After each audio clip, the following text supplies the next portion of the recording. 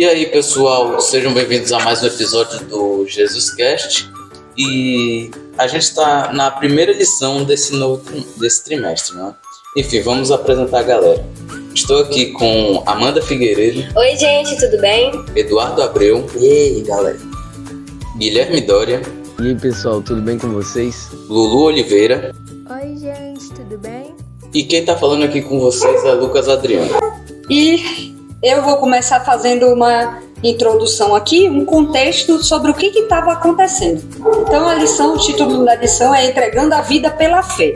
O que quer dizer isso? Lá na lição está falando que os primeiros cristãos eles enfrentaram situações terríveis para se manterem firmes na fé. E eles tinham razões para isso. A princípio, o cristianismo foi identificado como o judaísmo, mas as pessoas perceberam logo que se tratava de uma religião totalmente diferente. Por quê? O cristianismo ele não pertencia a nenhum grupo geográfico e ele estava se espalhando rapidamente, o que estava irritando os romanos e os judeus. Os cristãos eles se recusavam a adorar os imperadores e eles somente adoravam o Deus e se recusavam a participar das cerimônias religiosas que os romanos pagãos criavam para agradar os deuses egocêntricos e inconstantes. Então, os romanos viam os cristãos como uma ameaça real à segurança e à felicidade da nação. Os cristãos, eles também pareciam muito rígidos e inflexíveis. Por que isso? Só pelo fato de se recusarem a adorar o imperador. Imagine aí você num lugar onde todo mundo não via problema nenhum de adorar uma pessoa lá e os cristãos se recusavam a fazer isso. Então, especialmente levando em consideração a sentença de morte para aqueles que se recusassem a adorar o imperador, os cristãos sempre estariam como um grupo à parte. Imagine aí, que tipo de pessoa escolheria a morte ao invés de um pouco de bom senso e balbuciar algumas palavras? Então, os cristãos, eles eram odiados pelo povo por causa disso tudo aí. E apesar disso, eles permaneceram fiéis às suas crenças e enfrentaram a perseguição e a morte, mas não traíram Jesus. Já é difícil imaginar ter que passar por situações assim. Imagine você estar disposto a resistir e até passar pela morte. No entanto, esses cristãos eles encontraram coragem para enfrentar o pior. O relacionamento que mantinham com Deus era tão forte que eles preferiam ser martirizados a abandonar suas crenças. E daí a gente começa lá em Mateus 24, que os discípulos perguntaram a Jesus quais seriam o sinal do tempo do fim. E Jesus lhes respondeu de uma maneira singular. O que Jesus falou? Ele advertiu os discípulos a respeito da destruição de Jerusalém, que ocorreria em 70 depois de Cristo, e revelou a eles como seria o tempo do fim. Então, imaginem se Jesus tivesse revelado tudo sobre sua morte, destruição de Jerusalém e o fim dos tempos de uma só vez, como que os discípulos ficariam? A lição fala que, a lição e o livro, né, os resgatados, fala que os discípulos eles não teriam suportado. Então Jesus contou apenas aquilo que era importante para eles saberem. Então agora eu quero passar a palavra aqui para os meninos para eles falarem alguma coisa já do que eles entenderam sobre a lição. A gente não vai seguir um roteirozinho assim, a gente vai fazendo perguntas, a gente não vai seguindo dia a dia não. A gente vai pegar o tema geral da lição e nós vamos falando. Então vamos começar. Bom, um ponto dessa lição que eu achei interessante é sobre o martírio, que na verdade é uma grande forma de testemunho, porque, assim, se você for para pensar, as pessoas não morrem por aquilo que não acreditam. Então, é uma boa maneira, não, mas é uma prova, um testemunho muito grande, forte. Amanda, o que você pegou, assim, dessa lição? Eu achei, assim, gente, que esse tema, entregando a vida pela fé, traz mais uma coisa dos discípulos com Jesus, da época em que Jesus falou para eles que eles teriam que transpirar fé, que demonstrar isso, respirar o ar do céu. E eu acho assim que eles não entenderam de primeira, mas depois eles fizeram isso, porque eles andaram tanto tempo com Jesus que eles já viviam pela fé, viviam para isso. Exatamente. E Dudu? Eu entendi nessa lição que os que adoravam a Deus, eles preferiam correr o risco e não largar a Deus. Eles se garantiam que se eles passassem fome, Deus ia lá e ia dar comida para eles. Eles se garantiam em Deus. Eles confiavam, confiavam em Deus, né? E eram fiéis. Vocês acham que hoje a gente é tão fiel assim, igual o pessoal de antigamente? Não. Acho que não. Por quê? O que falta para a gente ser tão fiel se o Deus é o mesmo de antigamente, é o mesmo Deus que cuida? O que falta? Lucas, o que falta hoje para a gente ser fiel assim como o pessoal de antigamente? Você, lembrando de tudo que a gente já falou nas lições passadas de Paulo, de Estevão, de Pedro, de todos os discípulos aí. Eu vou ser um pouco mais ousado, mas só tá vergonha na cara. Eu pensei a mesma coisa. Mas eu acho que disposição, né? E vontade própria. Buscar a Deus, eu acho que oportunidades, né? Porque muitas vezes as pessoas não têm oportunidades de ter Ele, né? De estar com Ele. E eu acho que às vezes as pessoas têm disposição, mas não têm... Como é que é o nome? Não tem oportunidades. Certo. Falando em disposição, você já deve ter ouvido falar de uma pessoa chamada Madre Teresa, né? Ela é conhecida como a mulher mais bondosa e generosa da história moderna. Ela nasceu em 26 de agosto de 1910 e ela recebeu o nome de Concha Agnes. Com 18 anos, ocasião em que outras garotas da sua idade estavam se casando, constituindo próprias famílias, ela decidiu tornar-se missionária e uniu-se às irmãs de Loreto, na Irlanda. Foi ali que ela recebeu esse nome de Irmã Maria Teresa. Em janeiro do mesmo ano, ela partiu para a Índia. Após 2 anos no convento, ela recebeu permissão para dar início a uma comunidade religiosa dedicada a servir os mais pobres, né? Os mais pobres dos pobres. Em agosto de 48, ela vestiu-se com sari, que é uma roupa indiana tradicional, né? E ela dirigiu-se às ruas e ao mundo dos pobres. Ela cuidou dos enfermos, dos que estavam morrendo, prestou assistência aos feridos e alimentou os famintos. Após alguns meses trabalhando sozinha, várias de suas ex-alunas se uniram a ela. Madre Teresa, ela fundou casas em países comunistas, fazendo com que seu trabalho ultrapassasse as fronteiras da Índia. Recebeu muitos prêmios pelo trabalho que desempenhou.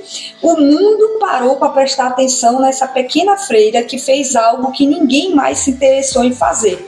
Uma mulher que dedicou a ajudar os pobres e inspirou milhares de outras pessoas a seguir seu exemplo e a servir os mais desafortunados da sociedade. Em 97, quando ela faleceu, ela já tinha instituído 610 fundações em 123 países do mundo. O que ela possuía? Ela era rica, né? Alguma coisa assim? Ela não possuía nada. Ela tinha, como a Amanda falou, disposição e criou oportunidades. Então, assim, Madre Teresa é uma pessoa que todo mundo hoje conhece, todo mundo sabe, poxa, aquela ali é santa e não sei o quê. Lembrando, né, pra gente aqui que é adventista, que a palavra santo, ela significa separado, não é santo por causa de não ter pecado, santo é uma pessoa separada. Então, Madre Teresa, igual aos primeiros cristãos, ela dedicou a vida a servir, que é o que Jesus está nos pedindo desde sempre, né? E aqui eu fiz uma anotação falando assim, a perseguição é o que acontece quando outras pessoas nos confrontam por causa da nossa fé. Servir é o que acontece quando nós dedicamos a nossa vida a Deus. Nem todos vão assumir uma posição tão extrema como Madre Teresa, mas certamente podemos ter como objetivo de vida ser encontrados na ocasião da volta de Jesus, fazendo aquilo que Deus nos pediu.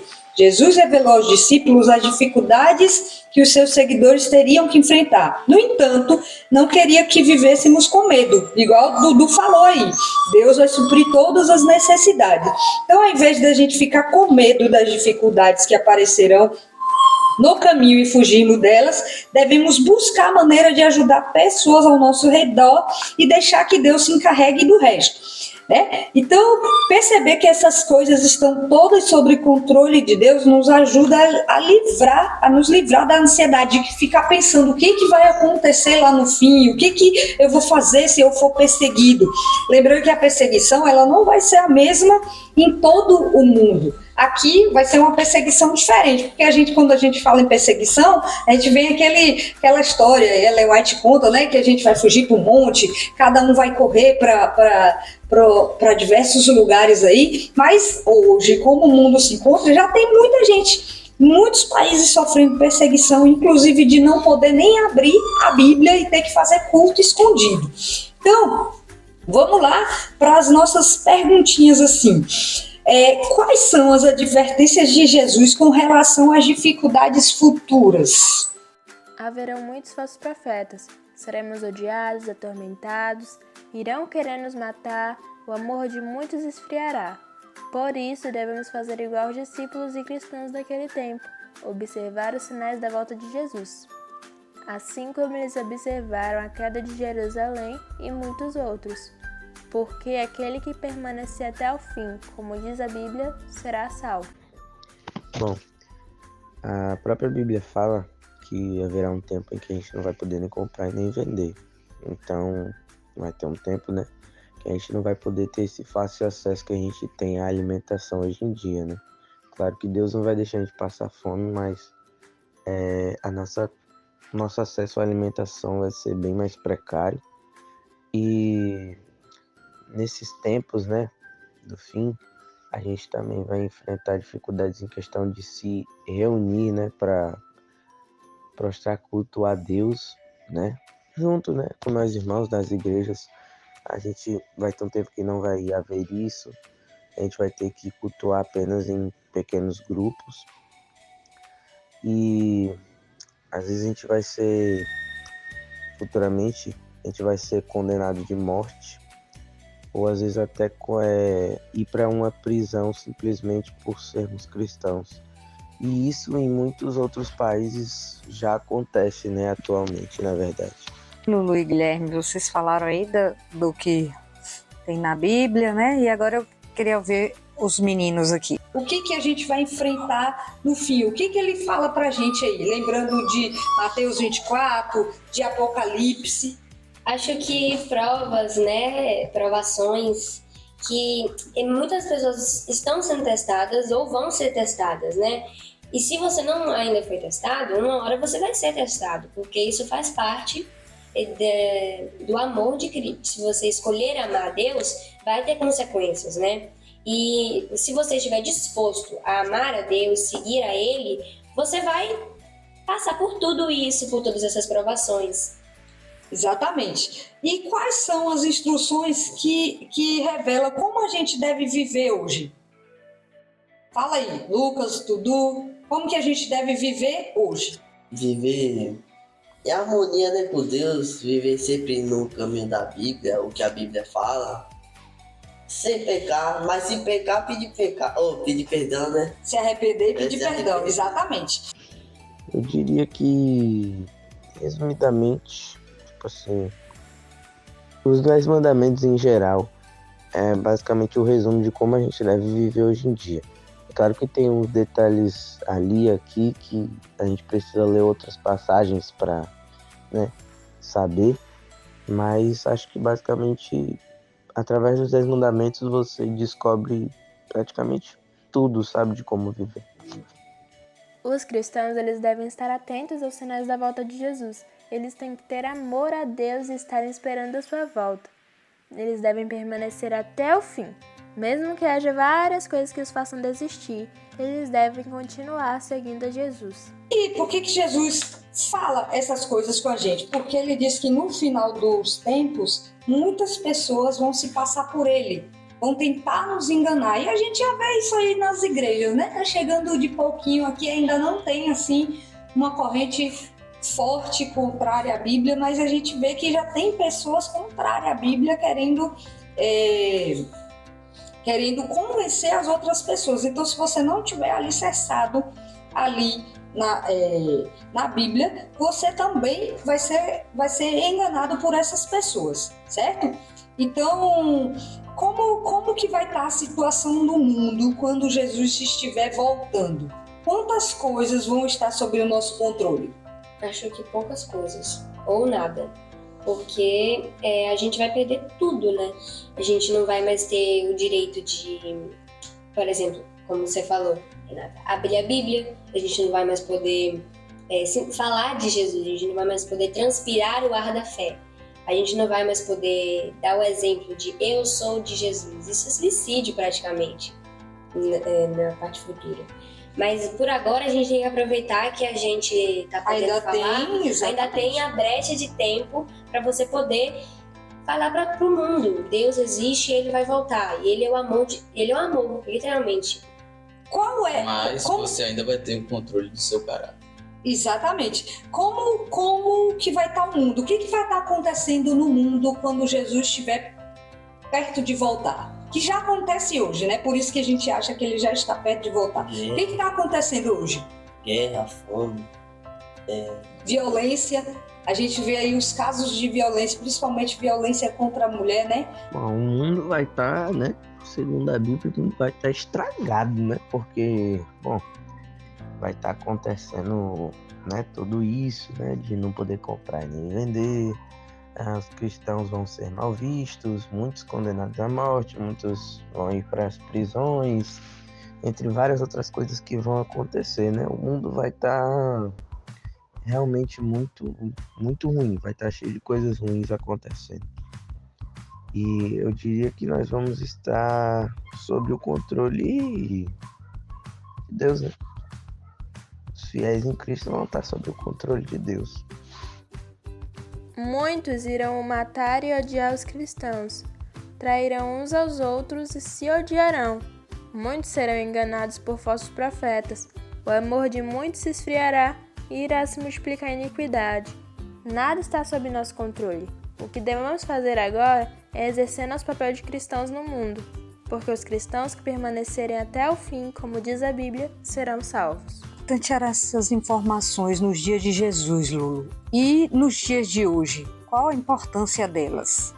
Era importante para que os cristãos não fossem enganados, que mesmo Jesus voltando para o céu, eles não desistissem e continuassem com fé em meio às coisas ruins, assim esperando a segunda volta de Jesus.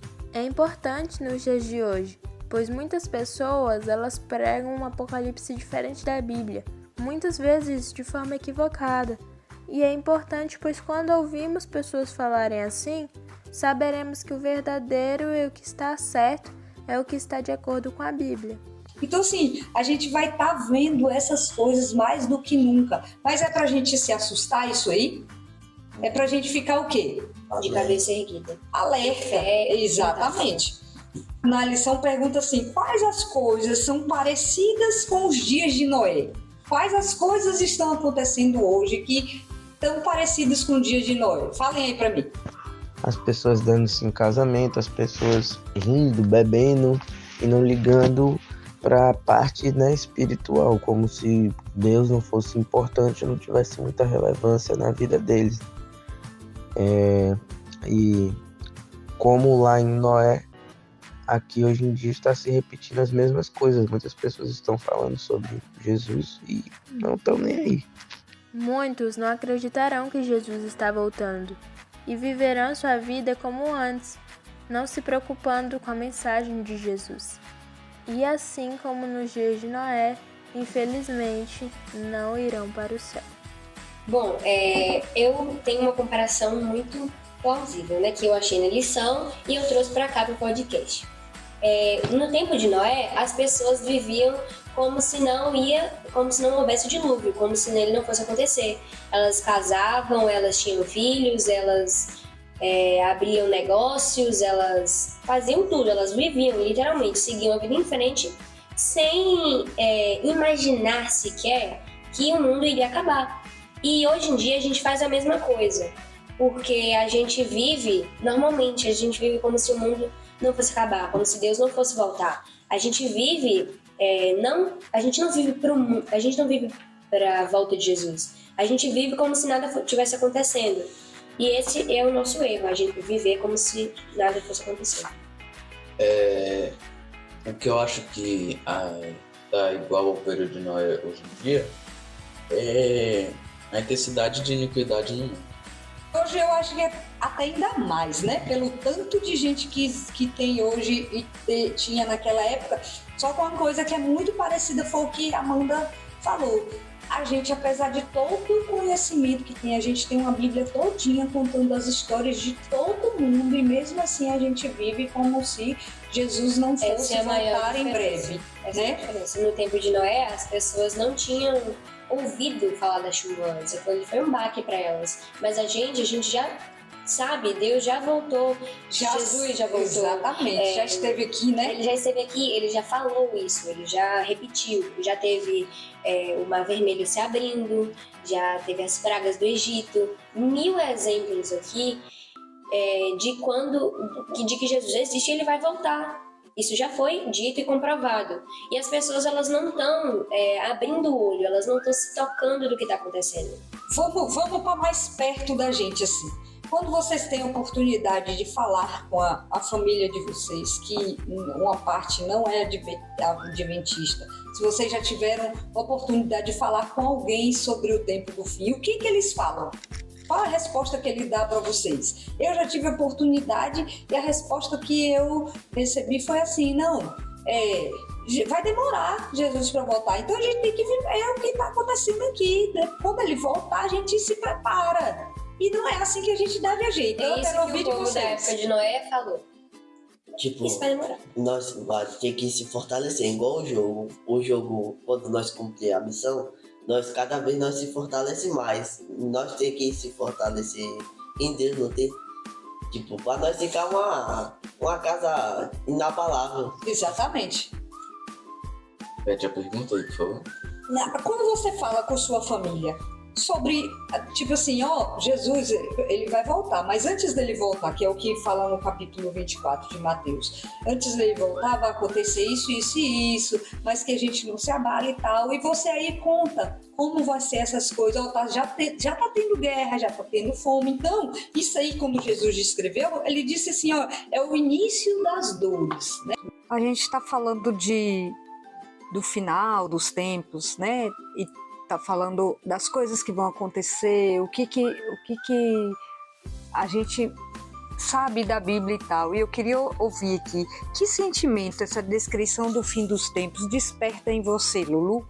Que Jesus está cuidando de tudo, que devo fazer minha parte, manter o relacionamento com Ele e falar para as pessoas sobre Ele, para que mais delas saibam e assim mais pessoas possam ir para o céu. O que sua família fala quando você teve a oportunidade, eu tenho a oportunidade de conversar sobre isso? Bom, quando eu falo isso com a minha mãe, ela entra em concordância também.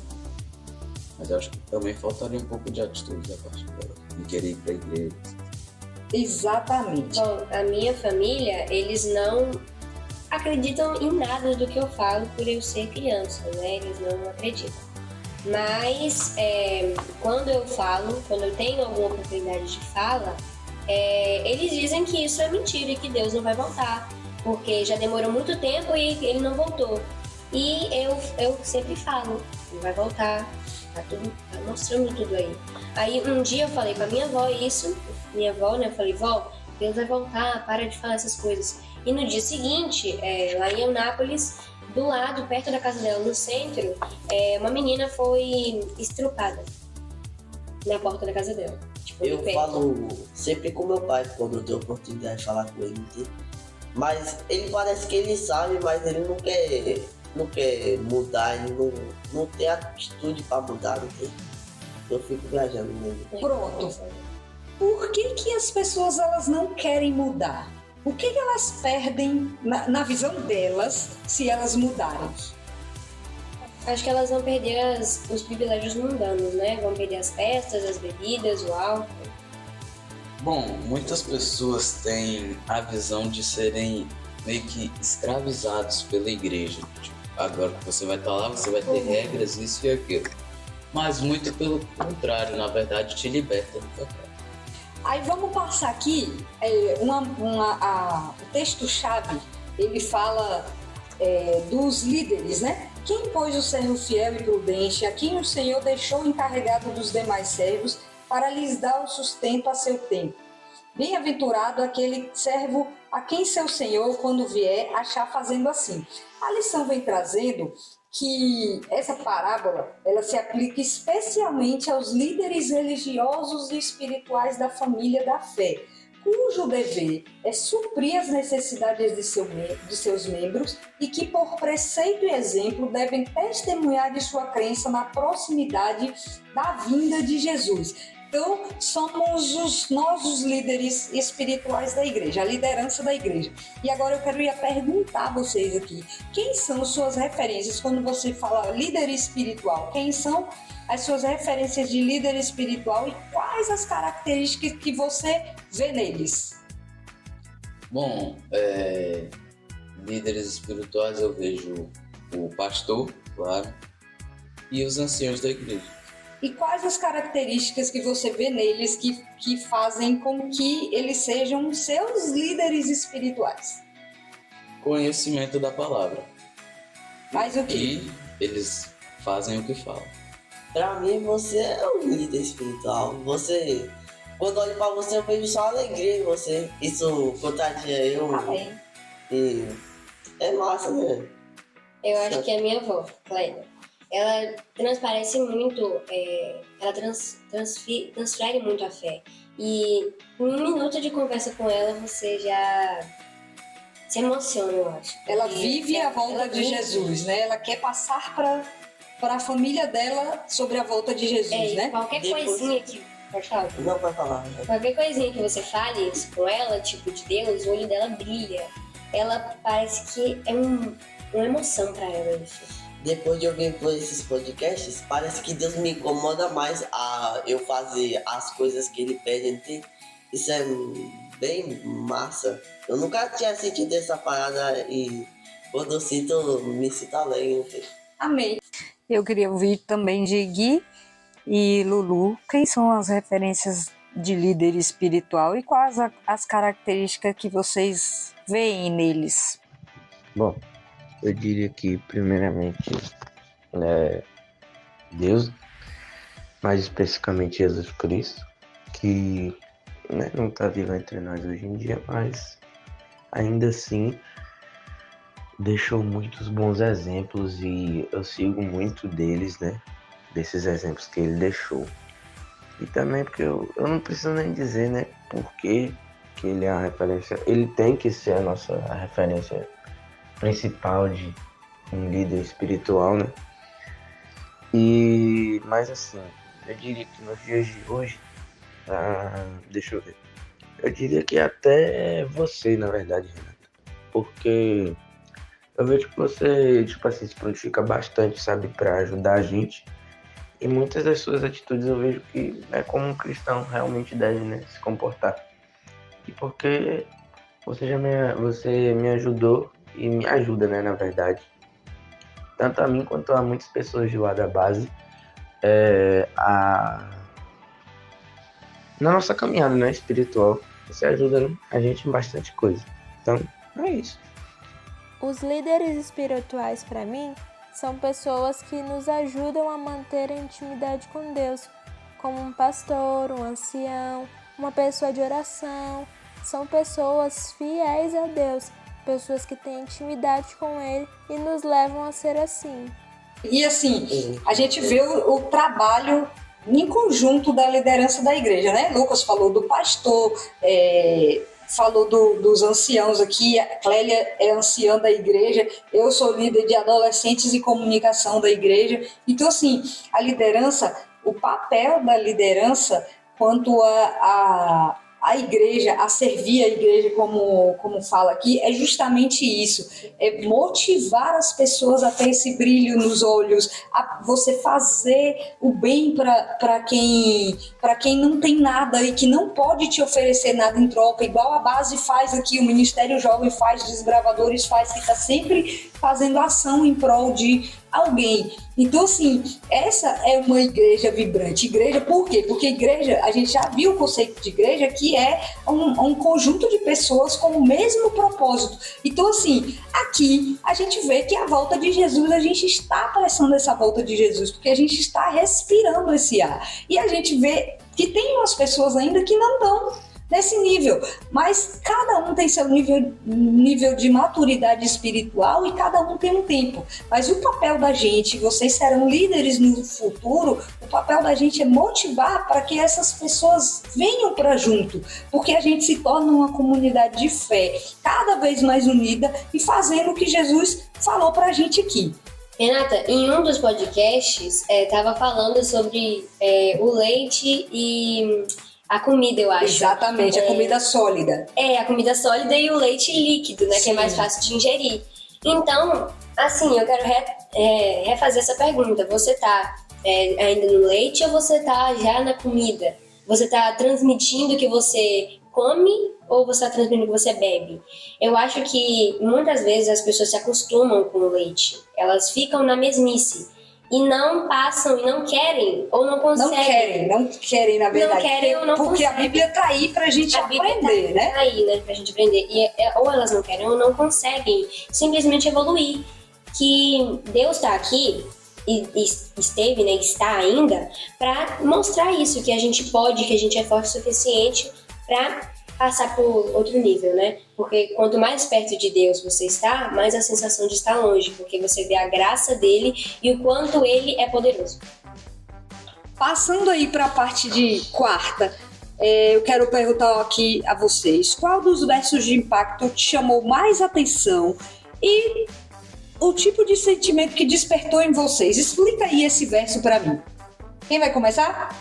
Bom, um verso que me chamou a atenção dessa semana, um verso de impacto, fica em Salmos 50, versículo 15, e diz assim: invoca-me no dia da angústia, eu te livrarei e tu me glorificarás. Eu consigo notar três coisas aqui desse verso. Na parte do invoca-me no dia da angústia, que representa também a nossa necessidade de Deus, porque a gente não consegue fazer nada sem Ele, nós precisamos dele. Eu te livrarei, e para mim, Deus te protege, Ele está contigo, Ele é bom e é fiel a quem é fiel a Ele, e tu me glorificarás, que para mim quer dizer o testemunho e dar graças a Ele e estar agradecido. Para mim, o verso de impacto que me impactou foi o de Salmo 116,15, que fala: preciosa é aos olhos do Senhor a morte dos seus santos. E Paulo fala que a vida é Cristo e a morte é lucro. E a vida é Cristo, né? Nós temos que viver Cristo, tem que fazer tudo o que Cristo manda. E morrer é lucro, porque nós já estamos salvos, né? Já fez tudo, né? Já cumpriu a missão. Isso aí, Dudu.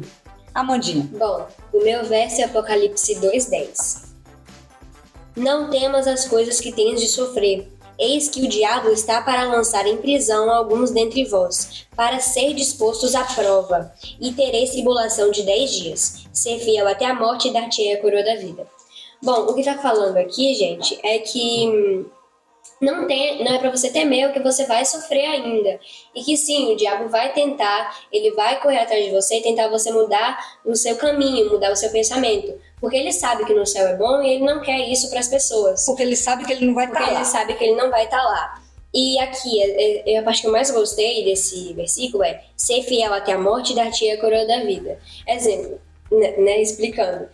Se você realmente é autoexplicativo, se você for fiel, se você amar Jesus, se você estar com ele, se você transpirar o ar dele, você tá salvo, né? Você vai ter sua recompensa, como né? Como tu falou, você vai morrer em paz, porque você vai saber que você já tá salvo. Pra mim foi o de Salmos 50:15, porque fala: invocai-me no dia da angústia, e eu te livrarei, e tu me glorificarás. Então eu vejo esse texto como meio que um lembrete, porque às vezes nós temos tantos problemas em nossas vidas, nós estamos tão de cabeça quente com eles, que nós queremos resolver do nosso jeito e no tempo que a gente quiser. E muitas das vezes nós esquecemos que nós temos um Deus, né, que cuida de cada um de nós. E com isso eu vejo meio que isso aqui como um lembrete, tipo, né? Lembre que quando estiver angustiado, no dia da angústia, lembre que existe um Deus cuidando de você. E clame pelo meu nome, porque eu te livrarei daquela angústia e você me glorificará. Eu vejo meio essa passagem como, tipo, um lembrete, tipo, né? Ei, eu ainda tô aqui, que, né?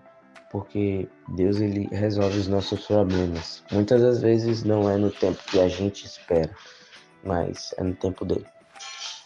E é isso. Gostei de Apocalipse 2:10, pois mostra que não precisamos ficar preocupados com o mal que irá por vir, mas devemos permanecer em Deus, que Ele nos dará a coroa da vida, e tudo que passarmos de ruim será recompensado no céu. E vamos caminhando para o final aqui. A gente sabe que a perseguição aos cristãos começou lá com Nero e que Satanás tem trabalhado duro para introduzir os enganos na igreja. E a gente sabe que tem uma luta muito grande e a Bíblia é a nossa arma, é ela que vai nos impedir de ser derrotados. Quais os tipos de perseguição que os cristãos sofrem hoje? E como era o tipo de perseguição no passado? Qual é a diferença entre essas duas perseguições? As perseguições de hoje em dia são bem diferentes da época de Jesus, por causa que as perseguições da época de Jesus eram bem difíceis. As pessoas, só por serem cristãs, podiam ser levadas à prisão ou até à morte. Hoje em dia não ocorre mais isso.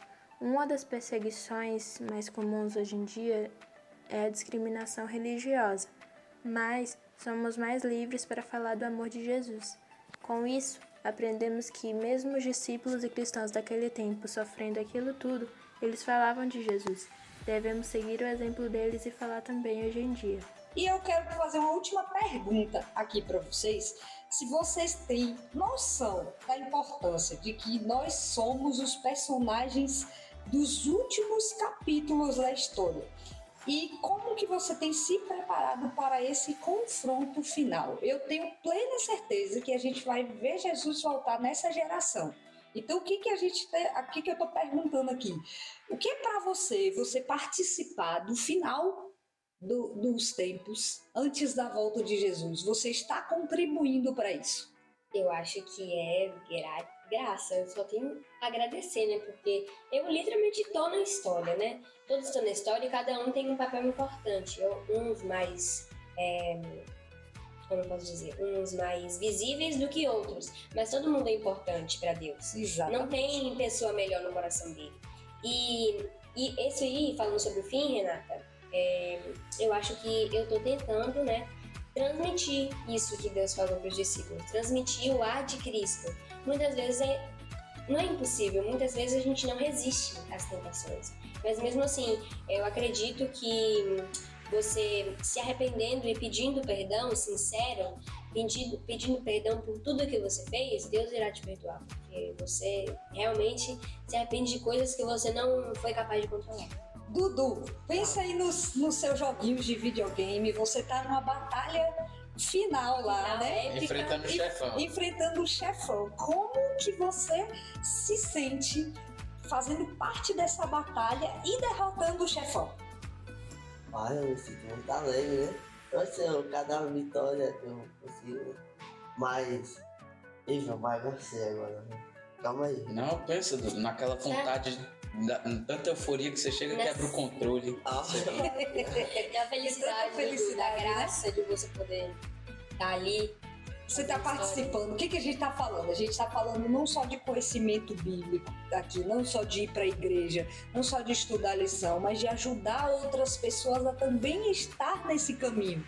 Para você, Lucas, como é isso? Como tem sido isso? na escola, lá na sua casa, né? Na própria igreja, com seus amigos, quando você sai. E aí, como é que você tem vivido essa parte do fim? Bom, como Jesus está prestes para voltar, não dá para negar que é meio intenso.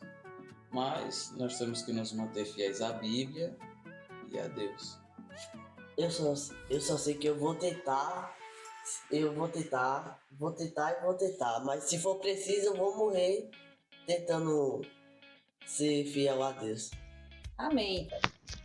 Para mim participar, ser uma das pessoas que irá participar, né, do tempo do fim, né, eu diria que são